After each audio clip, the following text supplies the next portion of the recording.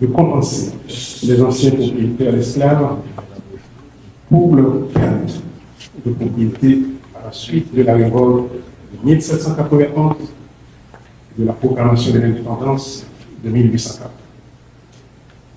C'est un rapport qui nous a permis de mieux comprendre le contexte qui conduisit l'État monarchique français à imposer en 1825 à Haïti un lourd tribut de 150 millions de francs or. Juste une parenthèse, surtout pour le ministre de la Culture. En 1814, le roi Louis XVIII envoya 3 agents dans l'île d'Auction-la-Reine, Gravémont et Franco-Médina, pour traiter avec les Haïtiens sur leur retour sous la domination française. Tandis que le premier fut reçu par Pétion, Christophe fut enfermé le 3e comme étant coupable d'espionnage. Pendant 4 ans, il fut enfermé dans la prison du Cap. Après ce temps, on n'entendit plus parler de lui. Fermons la parenthèse. La publication du rapport Macron jette un éclairage sur un pan de notre histoire économique obscurci à dessein pour mieux asseoir dans les esprits un discours de pessimisme anthropologique. Certes, la mauvaise gouvernance, l'héritage de les querelles intestines, les crises récurrentes, somme toute, les aléas d'un État en gestation ont retardé la structuration de son économie au détriment du bien-être collectif. Le prix du sang n'a donc pas suffi pour libérer les Africains sur l'île de Saint-Domingue du joug de l'esclavage. Comme une forme de négation de notre contribution exceptionnelle à l'histoire de l'humanité, le nouvel État haïtien, né de la glorieuse bataille de Vertières du 18 novembre 1803, a dû se plier aux exigences de l'ordonnance de Chaldis, parue le 17 avril 1825. L'indemnité de 150 millions de francs or imposée pour la reconnaissance de l'indépendance d'Haïti représentait 10 années de recettes fiscales pour ce territoire ravagé par la guerre et devait être payée en 5 ans à la Caisse des dépôts et de consignation pour le compte des anciens colons français. De plus, écoutez, cher, le ministre de la Marine, le comte de Chabrol, précise pour le porteur de l'ordonnance, en parlant au baron de Macron, d'insister que l'emprunt pour honorer l'indemnité soit réalisé en France. Cette sommation doit se lire aujourd'hui comme la réparation pour les préjudices causés aux colons par cette révolution de libération. Le baron missionné par Chaldis arrivé en Haïti avec de savants tableaux lui permettant d'expliquer au président haïtien Jean-Pierre Boyer que l'indemnité exigée ne représentait pas grand-chose par comparaison aux pertes véritables des colons. Il avait surtout avec lui une solide calomnière. Et c'est clairement sous la menace militaire que les dirigeants haïtiens acceptèrent le compromis proposé. Il me faut toutefois bien situer les méfaits de la dette issue de cette indemnité. Cette indemnité scélérate de la matrice de contrainte au développement de cette économie de plantation. Jadis florissante, bien sûr, mais ravagée par l'effet des chocs de guerre. Christiane Taubira nous rappelle que cette indemnité n'est certes pas la seule cause des retards économiques et sociaux d'Haïti, mais elle a incontestablement constitué une ponction financière considérable, handicapant et limitant durablement l'accumulation de capitaux et la modernisation de l'appareil productif ici en Haïti.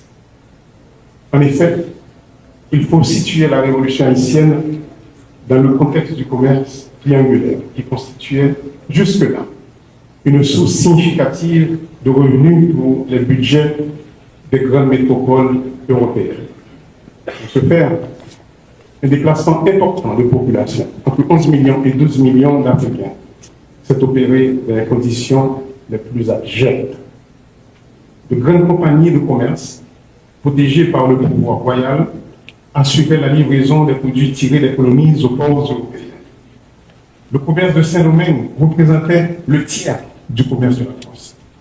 Cette économie d'extraction contribuait à hauteur de 20% au PIB français en 1778. L'émancipation de cette nouvelle République noire y apportait un grand arrêt qu'il fallait vite réprimer pour éviter toute contamination des autres territoires.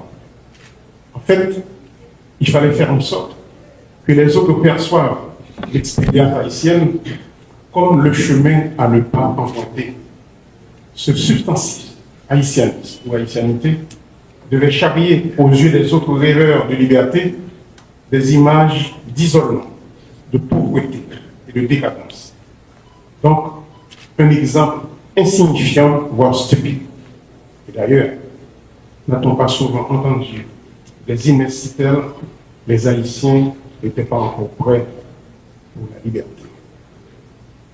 De grands moyens ont été déployés pour construire cette mémoire alternative de la conquête de la liberté des Haïtiens. La course sur l'indemnité a été obtenue sous la menace crédible d'une flotte de 14 navires armés de 128 canons, comme l'a répété d'ailleurs le président Leslie dans la rade de Port-au-Prince. Ce que Blanchet dans ce livre qualifie d'argument diplomatique convaincant. Mais le plus effarant fut le montant des annuités de 30 millions de francs pendant 5 ans et les conditions de paiement de la dette octroyée pour ces engagements. Une analyse sommaire des arrangements financiers pour l'octroi de l'emprunt révèle des photos roses recelant une volonté délibérée de dépecer ce État déjà affaibli par la guerre. L'État haïtien a dû recourir au marché financier de Paris pour la levée des fonds par l'émission d'obligations. Après plusieurs tentatives non fructueuses de mise en marché des obligations haïtiennes, à hauteur de 30 millions de francs pour la première annuité, elle fut finalement abjuguée le 3 novembre 1825.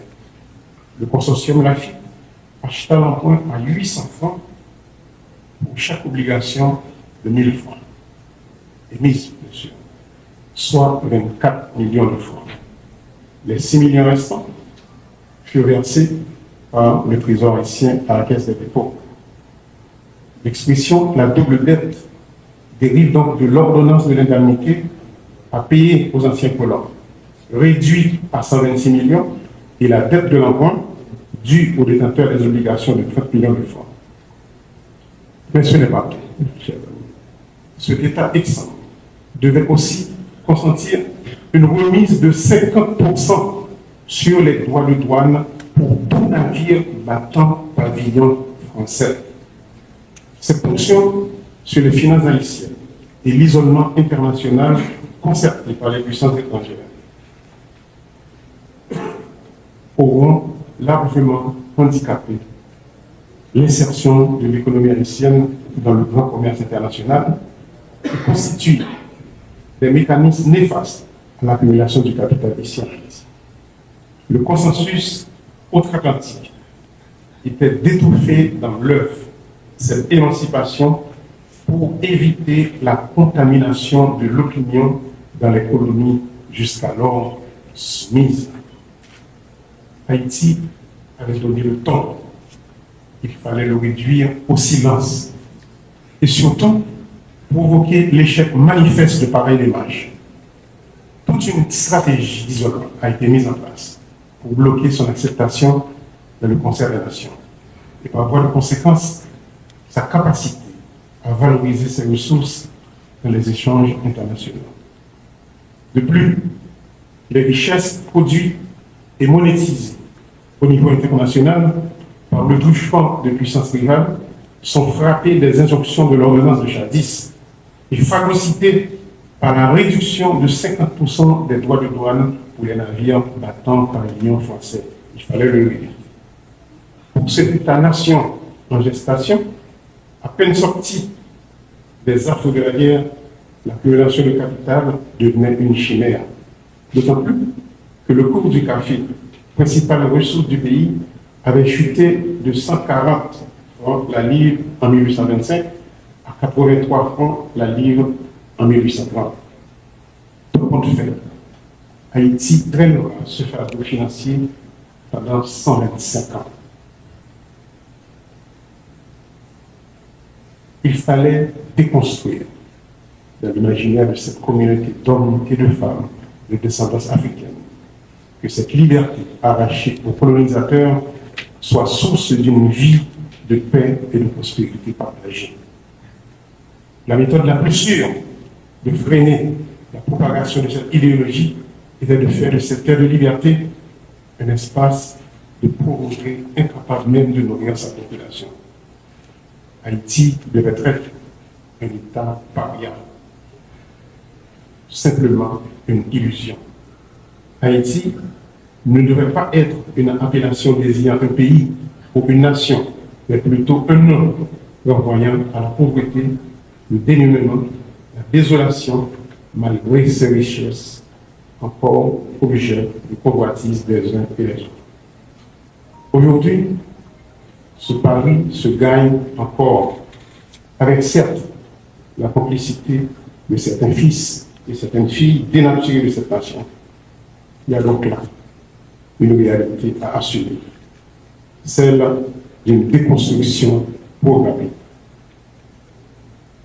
Le rapport MAP nous rappelle donc aujourd'hui, à plusieurs niveaux, nous interpelle aujourd'hui, à plusieurs niveaux, la nécessité d'installer une autre conversation avec la France, ce qui se fera bien sûr avec la commission mixte. De deux, l'obligation de mieux éclairer nos compatriotes et nos partenaires étrangers sur la vraie nature de la violence qui secoue actuellement les fondements de la nation. Et le 3, pour finir, l'urgence de travailler à l'instauration d'un imaginaire collectif à la lumière de la vérité de l'épopée de 1804, à la lumière de la vérité des sacrifices de nos ancêtres. Merci.